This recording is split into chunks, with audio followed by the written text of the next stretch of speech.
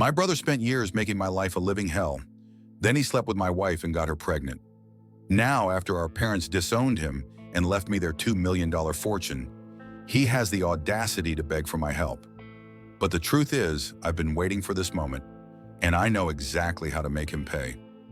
David wasn't just the favorite, he was the golden child, the one our mother coddled while I was expected to pick up his slack.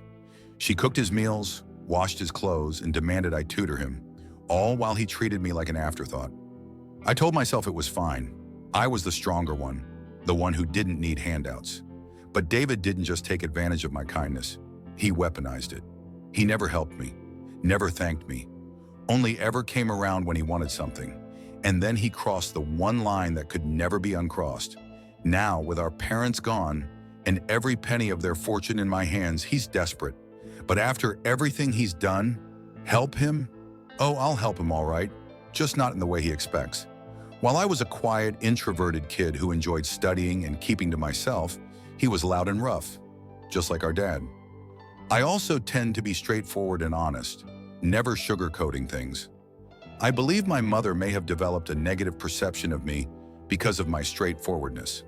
This favoritism made David the family's darling, and I didn't mind it while we were growing up. However, problems began when he started bullying and mocking me for being different from him. He would tease me about my height and the fact that I wore glasses. He would sneak into my room, read my diary, and then complain to my mom about what I had written. When I yelled at him and complained to our parents about him invading my privacy, they would laugh it off, saying it wasn't a big deal. He did more awful things like nearly breaking my glasses and putting nasty things in my food. He even once put little stones in my cereal, but luckily I found them before they could damage my teeth. When I told my mom, she dismissed it, saying, "This is how brothers bond." Whenever we fought, David would zero in on my insecurities to insult me. We went to the same school, so he knew I was being bullied by a few kids. Instead of supporting me, he sided with the bullies, calling me names like ugly loser or hairy monkey, and encouraging them to physically harm me, saying I was just a big failure. Another time, during a fight over something trivial that I can't even remember, he told me to kill myself. While I could easily brush off most insults, that one really hurt because I was struggling with my mental health at the time. I'm doing better now, but it was devastating to hear that my own brother wanted me dead. Since Dad was often at work and Mom didn't seem to care, she even scolded me once, claiming it was my fault for irritating him. Things progressively worsened. In high school, there was a shocking incident when David attempted to set my hair on fire. And unbelievably, our mother defended him, claiming he was merely playing. Seriously, who behaves like that? Thankfully, my dad eventually sided with me and pointed out the gravity of the situation. He even threatened to call the police on David. This moment was a real eye-opener for my brother, as he had never faced any consequences for his actions before. He was genuinely stunned, and my dad made it clear that enough was enough. David needed to start respecting his older brother. Later, Dad came into my room to talk. I never expected his support because he always told David how similar they were, which was true. Dad admitted that he had waited for years, hoping David would mature, but he was slowly realizing that David was becoming a big bully. Hearing this from my dad was incredibly validating, and I almost broke down in tears. I confessed everything David had done to me over the years, and even mentioned the bullying at school. My dad was shocked at how much I had endured. The next day, he spoke to the principal to ensure the bullies were warned about severe consequences if they continued. Later that evening, Dad enrolled me in MMA at our local gym, telling me I needed to man up and stand up to bullies in my life.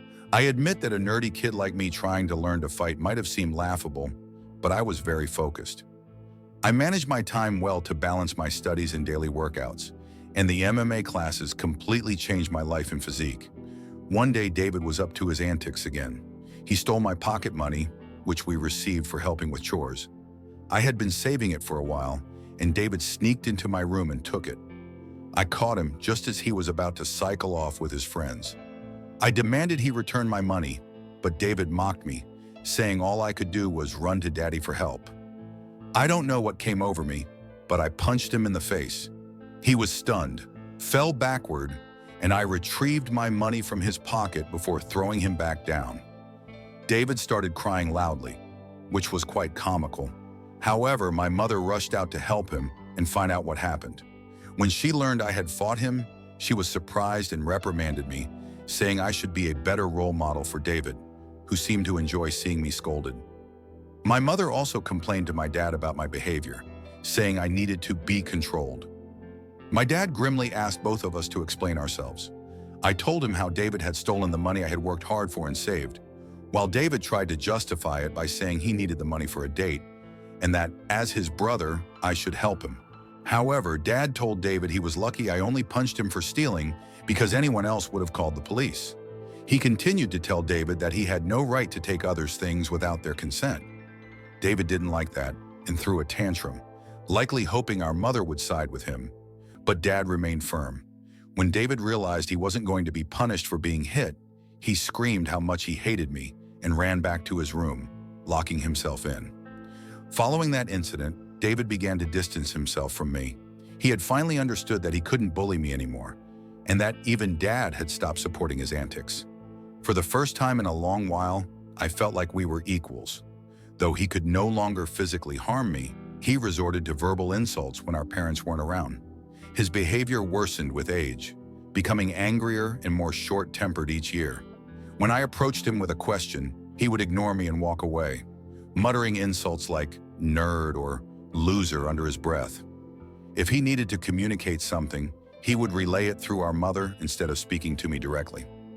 When I questioned her about why David couldn't just talk to me, she would urge me to be more understanding.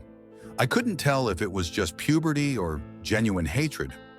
Over time, dealing with his comments became unbearable, and I longed to move out and get away from him. I repeatedly asked my mother to mediate a sit-down conversation for us to resolve our issues, but she always refused, saying she didn't want to get involved.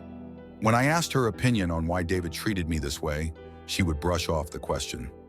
Eventually, I left for my dream university, having earned a scholarship as a top student. My dad threw a party for me, and even my mom seemed proud. However, David remained aloof and distant, barely acknowledging my achievements. The day I left for university was a mix of excitement for the future and relief to escape the toxic home environment. The first few months at university were liberating. I made new friends, enjoyed my classes, and started to build a life separate from the oppressive atmosphere of my childhood. The constant fear of David's verbal attacks lifted, giving me a newfound sense of peace. During my second year, I met my wife, Karen, at a frat party through a friend, and we immediately clicked. Coming from a religious background, having kids outside of marriage was frowned upon. However, when we discovered she was pregnant in our final year, we decided to marry right after graduation. Our wedding was a small but joyful ceremony. Our parents were happy for us, and we enjoyed the celebration. At that moment, I believed Karen was the love of my life.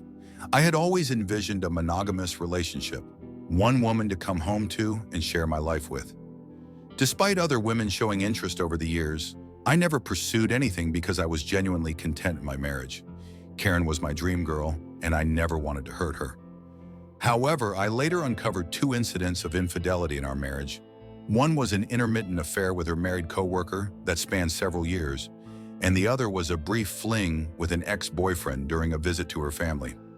Some might think I was naive, and looking back, I can't completely disagree. Each time we separated for a while, I chose to forgive my wife. I didn't want to raise our child in a broken home and believed we could overcome these obstacles. The affair with her co-worker happened when we were young, and I attributed it to youthful mistakes and poor judgment. For a period, things seemed to get better, though I could never fully trust her again. I did my best to set aside my doubts, knowing that if I chose to forgive, I had to genuinely work toward a fresh start. It's been 4 years since her second betrayal, and I felt confident in my decision to give her another chance. Karen seemed to have changed, and we were genuinely happy, planning our family's future. However, 3 months ago, my world was shattered once more when she revealed that she had been having a long-term affair and suggested that our son might not be mine. Her words struck me like a ton of bricks. A mix of shock, betrayal, and disbelief overwhelmed me. I struggled to comprehend the enormity of her confession.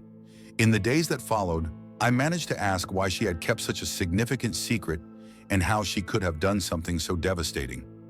Her reaction was cold and indifferent, as if she were detached from the pain she caused. Her vague responses left me with more questions than answers.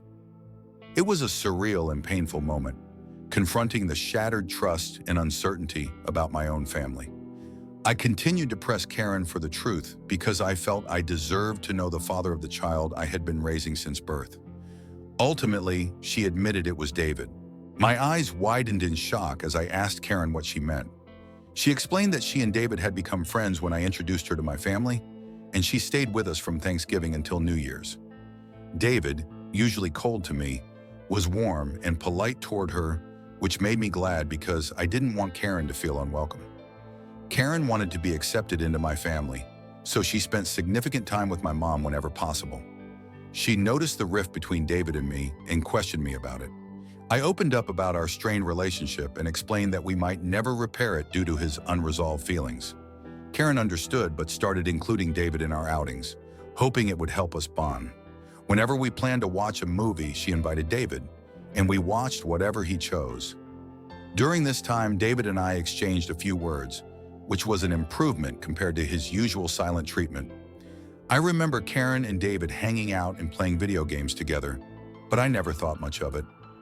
Karen told me that one day, David opened up to her about his struggles in a recent breakup. Feeling vulnerable, he struck up a friendship with her. She mentioned that he would harmlessly flirt with her when I wasn't around, and eventually things escalated beyond her control. The vision of my wife and brother sleeping together made me feel sick. Karen confessed that she felt guilty afterward and left him, which matched her abrupt decision to go home instead of spending New Year's with me. Although I tried to convince her to stay, she was adamant about leaving. When we met back at college after the holidays, she was her usual cheerful self, so I didn't question anything. 2 weeks later, we found out she was pregnant. Karen admitted she didn't know if the child was mine or David's, and with no way to prove it, she chose to stay with me, knowing I was the more dependable brother. This was why we got married. My world felt like it was crashing down. The son I loved might not even be mine. I asked Karen if she had been sleeping with David recently, and she slowly nodded. She revealed that they had always stayed in touch because their chemistry was undeniable. They would sneak off to hotels, lying to me about working overtime. She admitted that half of her business trips were actually romantic getaways with him. I asked why she married me if she wanted my brother, and Karen said she didn't want to be the one to break off the marriage. She saw me as a wonderful father to our son and decided to stay. In her words, she made a mistake and didn't know when to stop. I told Karen I was glad she told me the truth, but that I was going to pack up and leave. She started crying, asking for forgiveness, and expected me to yell at her. Instead, I calmly packed my clothes. Karen insisted that if I loved her, I should fight for her, and that mistakes happen in every marriage. When she realized I wasn't going to do anything, she changed tactics, saying our son would be affected by a divorce and that children shouldn't be raised in broken homes. I reminded her that I might not even be the father, which made her cry more and accuse me of being cruel. It seemed like she believed nothing could make me want to leave the marriage. Perhaps it was partly my fault for letting things slide in the past. While I did love her, it felt more like it stemmed from thinking we had a son together and had been together since college. Karen kept insisting it wasn't too late to fix things, but I struggled to believe her and had no patience left. Trust was a major issue, and her words felt hollow. Even if I forgave her, I could never forget she slept with my brother. I've always believed in forgiving mistakes because we're all flawed, but this was beyond acceptable limits. I left her crying on the doorstep and checked into a hotel. The next day, I went straight to my parents and revealed everything about my wife's affair with David, explaining how they had been secretly sleeping together for years. The shock on their faces was undeniable. True to her nature, my mother initially tried to defend David, insisting that her boy could never do such a thing to his own brother. Determined to expose the truth, I asked my parents to remain silent and let me call David in front of them. I instructed them to stay quiet so I could catch David off guard, making him believe it was a private conversation. When David answered the phone, I confronted him about the affair. At first, he vehemently denied it, refusing to accept any responsibility. However, when I told him that Karen had admitted to everything, he started blaming her, calling her characterless. He claimed it wasn't his fault if women were attracted to him and that he was the better-looking brother. I told him firmly that I would expose him to everyone. When David mocked me, saying no one would believe me because he was the golden child, I scoffed at his arrogance and thanked him for confirming the truth, knowing our parents had heard everything. David went quiet, then spluttered, trying to explain himself and salvage his image. My mother, still in shock, demanded an explanation from him. He stuttered through a feeble attempt to justify his actions, blaming everyone else but himself, desperately trying to shift the blame onto Karen. I could see my mother, who had once been protective of her favored son, now felt a mix of disappointment and anger. In that charged moment, I felt a strange sense of vindication. For years, I had endured David's torment. Now the truth was out, and the roles were reversed. It was David who stood exposed, his actions laid bare for everyone to see. As David's words faltered, my father, usually reserved in his expressions, couldn't contain his disappointment. He asked me to pass him the phone and began to speak to David. "David," my father began, his voice laden with disappointment, "what you've done isn't just a betrayal of your brother, but a betrayal of this family. You slept with your brother's wife and continued the affair even after they were married. Your actions have severe consequences and have irreversibly shattered the trust we had in you. I raised both of you to value family loyalty and decency. What you've shown today defies everything I've tried to teach you." He paused, letting the weight of his words sink into David's conscience. "Your disregard for your brother's feelings and the lack of respect for his marriage are unacceptable. You've not only hurt him, but also torn apart the bonds that hold our family together. Your mother and I are partly to blame for what you've become, but we will no longer tolerate this behavior. From today, you're cut off from the college funds I set up for you. You'll have to figure out how to pay your university fees on your own. I will also stop funding your lifestyle. Do you think it makes you more of a man to sleep with married women? Let's see how you manage without my money." Throughout this, I maintained a composed demeanor, though I initially wanted to scream at David. Watching my dad punish him was the ultimate vindication. I had exposed his true nature, and it was clear he had underestimated the consequences. My mother, despite David's persistent protests, continued to justify him, but my father swiftly ended the call, shutting down David's attempts to explain away his actions. Afterward, my mom approached me and hugged me. It had been a long time since we shared such a moment, but in that embrace, there was an unspoken understanding and support amid the family turmoil. She apologized for not believing me all this time. My 14-year-old self could never have imagined this moment, being vindicated and embraced by my mother. Following this, my dad helped me find a good lawyer to divorce Karen. She and her lawyer tried to fight dirty, asking for alimony since I earned more than her, but her affair played heavily in my favor. We also conducted a paternity test, and it was confirmed that David was indeed the father of the child. The news was incredibly painful, even worse than discovering Karen's infidelity. I was furious that the son I had loved and raised wasn't mine. However, I decided to stay strong. Karen begged me to continue visiting my son, arguing he shouldn't be punished for the situation, but I couldn't bear to see him. He reminded me too much of David, and I hated it. After my divorce was finalized, I felt a sense of freedom wash over me as I moved into my own bachelor pad. It felt surreal to live alone since I had married so young and never really had the chance to experience independence. However, my naturally independent nature allowed me to quickly adapt to my new lifestyle, and I thoroughly enjoyed it. 2 weeks ago, my dad called to tell me he was considering changing his will because he didn't want to leave anything to David. My dad is incredibly stubborn, and once he decided to cut David out of his life, he stuck to it. David tried reaching out to our parents and even showed up at their doorstep, begging for forgiveness, but they refused to let him in. Even my mother, who usually gave in to David's tantrums, seemed done with him, though it must have been hardest for her. David never texted me to apologize for what he had done, showing he didn't regret his actions. He was just upset about being cut off. My dad told me he planned to leave everything to me, ensuring David wouldn't contest it later. He would leave David only. My eyes widened in shock. My dad had worked hard his entire life, including his assets, retirement fund, and life insurance. The total came to approximately $2 million. The only condition in his will was that if my dad passed away before my mom, she would continue living in their house, even though ownership would transfer to me. I didn't mind this as I wanted to care for my mom in her final days. Somehow David found out about this and, unable to reach our parents, called me yesterday, trying to make amends. He explained how he was struggling with college and that after Karen discovered the paternity of the child, she had been pestering him for child support. He said he had no money and was looking for part-time jobs but couldn't find anything. He begged me to talk to our family, to start fresh since he really needed my help. I laughed in his face and told him I was done with him.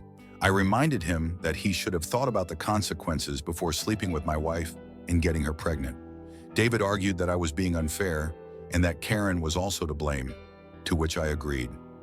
I reminded him that I had divorced her, making her his responsibility now. He shouldn't be calling me to complain about her or the child since these were the consequences of his own actions.